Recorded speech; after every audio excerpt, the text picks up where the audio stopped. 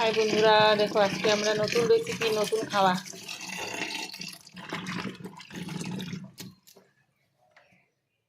আজকে আমরা কি খাবো দেখো, আজকে আমাদের নতুন আইটেম, নতুন রেসিপি আজকে। আজকে মিষ্টি লাউ দিয়ে আমি বানাবো চৈত্রা শুটকির ঝোল। তোমরা দেখতে থাকো কিভাবে বানাই। দেখো মাছগুলোতে আমি দিয়ে দিলাম লবণ আর দিয়ে দিলাম হলুদ। মাছগুলো আগে ভাজা করে নিই।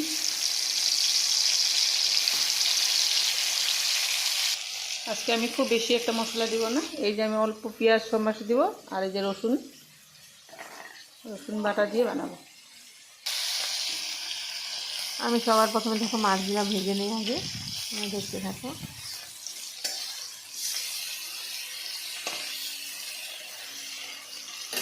খাবো বলে খাওয়া হইতেছে না, কারণ আমাদের কাঁচা মাছটা বেশি খাওয়া হয়, মাংস বেশি খায়, তার জন্য আমি আর শুটকি খেতে আমার সময় হচ্ছে না। তা আজকে আমি ভাবলাম যে না, আজকে খাবোই শুটকি।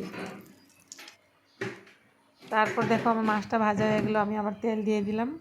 তেল দেওয়ার পর আমি এখানে দিয়ে দেবো পেঁয়াজ।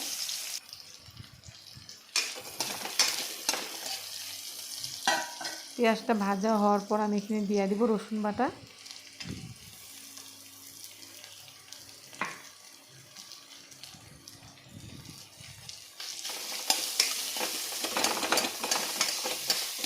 রসুন বাটাটা দেওয়ার পর আমি এখন অল্প ভেজে নিলাম। তারপর আমি দিয়ে দিলাম দেখো কেটে রাখা। এখানে আমি আজকে রান্না করছি বেগুন, মিষ্টি লাউ আর আলু দিয়ে। এই তিনটা জিনিস দিয়ে আমি আজকে চৈত্রা শুটকির ঝোল বানাবো।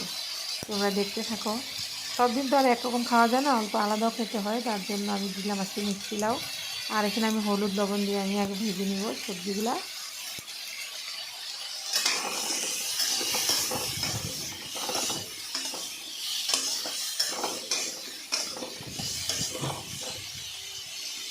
ভালো করে আমি কষিয়ে নিব। কষানোর পর তারপর আমি এখানে দিয়ে দেবো, আজকে আমি বললাম না আজকে শর্টকাট বানাবো, আজকে আমি কাঁচা লঙ্কা সব দুখালা করে দিয়ে দিলাম।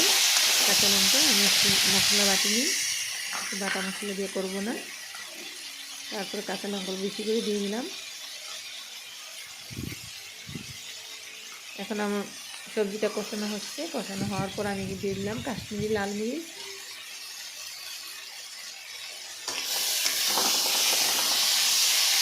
লাল মরিচ দেওয়ার পরে আমি এখানে আবার ভাজবো।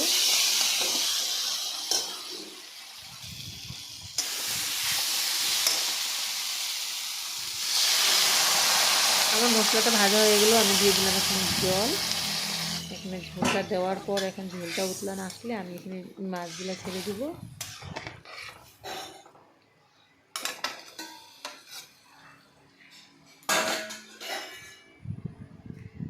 আমি যেদিন আমার যে রান্নাটা ভালো লাগে রাঁধতে, সেই রান্নাটাই আমি তোমাদেরকে শেয়ার করি। আমি কিন্তু অনেক কিছু রান্না করি, অনেক রকম আইটেম রান্না করা হয় আমাদের দুপুরবেলা, কিন্তু আমি সব শেয়ার করি না। আর যেটা আমার ভালো লাগে সেটাই আমি শেয়ার করি তোমাদের কাছে।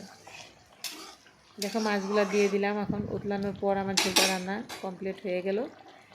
আর এই ঝোলটা কেমন লাগলো তোমাদের, যদি ভালো লাগে তোমরা লাইক কমেন্ট করবা প্লিজ বন্ধুরা। আর বাই, সবাই ভালো থেকো।